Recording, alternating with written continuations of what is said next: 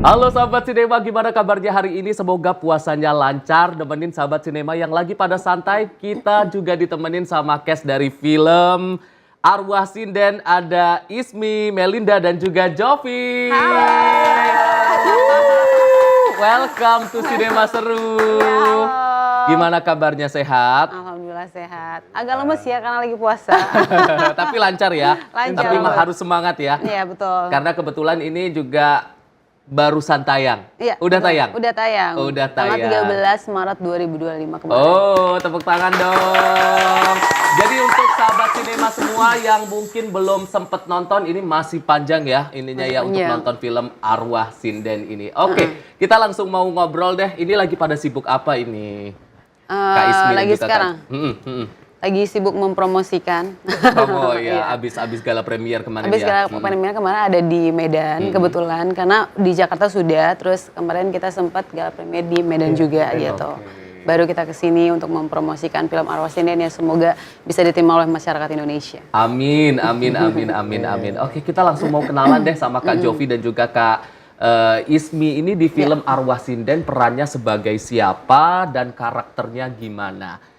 Jovi ya di sini berperan tuh sebagai Trisno yang berkarakter sebagai penjaga villa yang semua itu jadinya bawahannya dari seorang sinden Oh, seperti itu. Tapi uniknya dia ini penakut dan ya nanti kita nonton aja deh gitu. Pokoknya ada hal yang bisa dikenang dari Trisno yang bikin orang emosi greget sama anak ini seperti itu.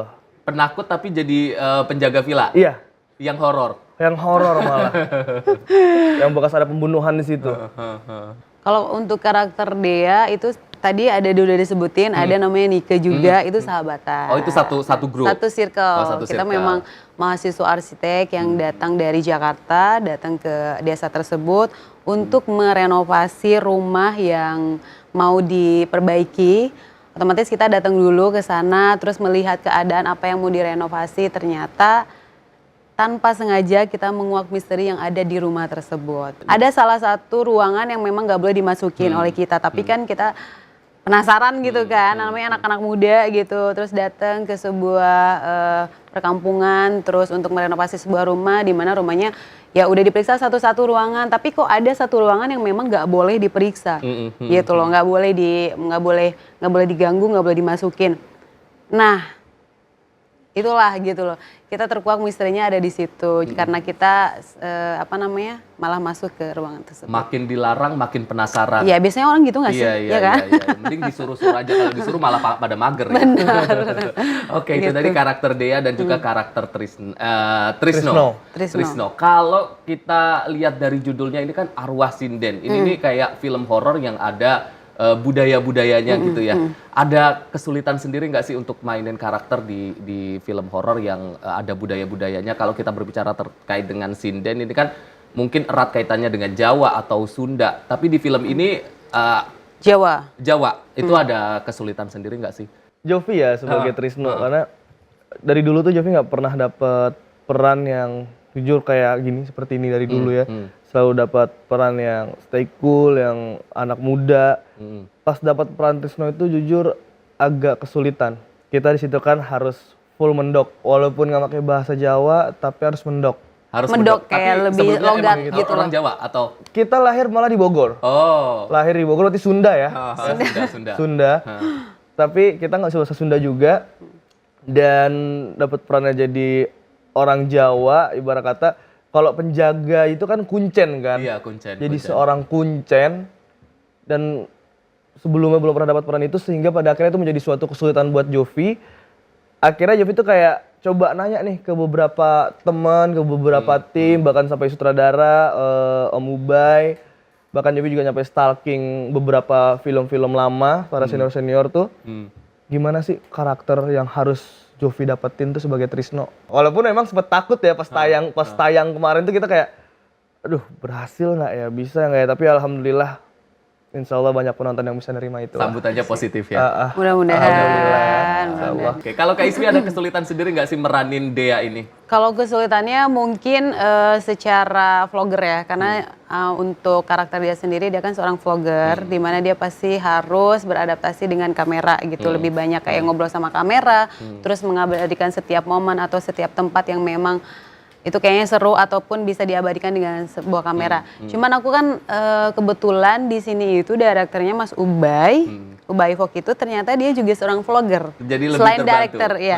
Jadi aku lebih tanya-tanya sama beliau gitu untuk kayak menanyakan apa namanya bagaimana mengendalikan sebuah kamera terus berbicara di depan kamera itu sih. Terus kalau untuk kita sendiri sebetulnya kita ini yang menariknya tuh ada workshopnya juga, ada workshop menari. Meskipun aku nggak ada, tapi kalau teman-teman yang lain karena ada scene yang dia menari dan menyinden, dia itu akhirnya ada workshop kita tuh sekitar 1 minggu ya, Iya. 1 minggu ya berbarengan dengan reading gitu. Di sini adalah cewek satu-satunya aku yang nggak ada scene menari gitu. Tapi kalau ngomongin soal karakter Dea dan juga kalau tadi karakter Trisno ini kan secara antara karakter dengan dunia seorang Jovi ini kan sangat jauh sekali. Tapi kalau Dea dengan Kak Ismi ini cukup dekat atau gimana? Jauhnya karena aku bukan seorang vlogger juga, makanya aku bagaimana nge-build sebuah apa namanya karakter seorang vlogger itu seperti apa gitu kan. Aku kan juga belum pernah tuh, jadi lebih tanya-tanya sama direkturnya. Kalau untuk kayak dia tomboy, terus arsitek juga aku bukan seorang arsitek gitu kan. Pasti aku lebih tanya-tanya seperti itunya. Kalau tomboynya sih ya hampir sama. Hampir sama ya.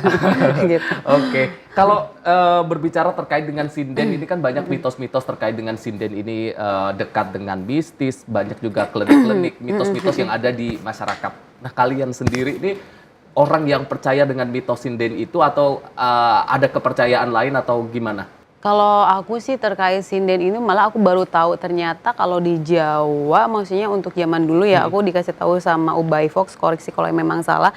Jadi kalau sinden itu ternyata bukan hanya bisa menyanyi aja, tapi menari juga.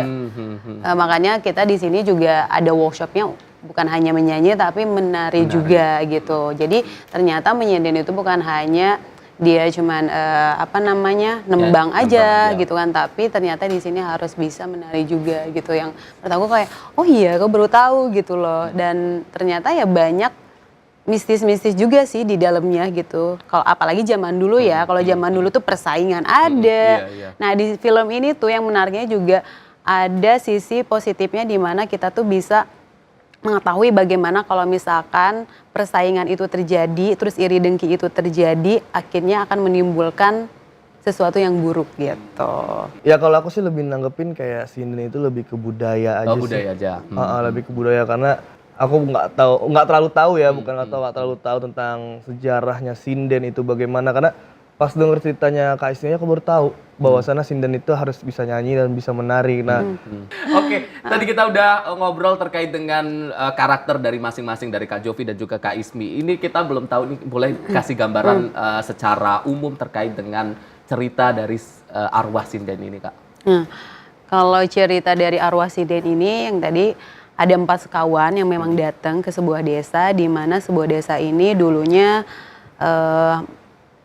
terkenal dengan sinden gitu loh, terkenal dengan sinden, di mana ternyata pada saat kita masuk ke rumahnya terkuaklah misteri dari sinden itu tersebut, karena rumah yang kita mau renovasi itu adalah tempat sinden itu waktu dulu gitu loh. Jadi rumahnya sinden ternyata banyak misteri di dalamnya gitu loh. Nah misteri di dalamnya seperti apa?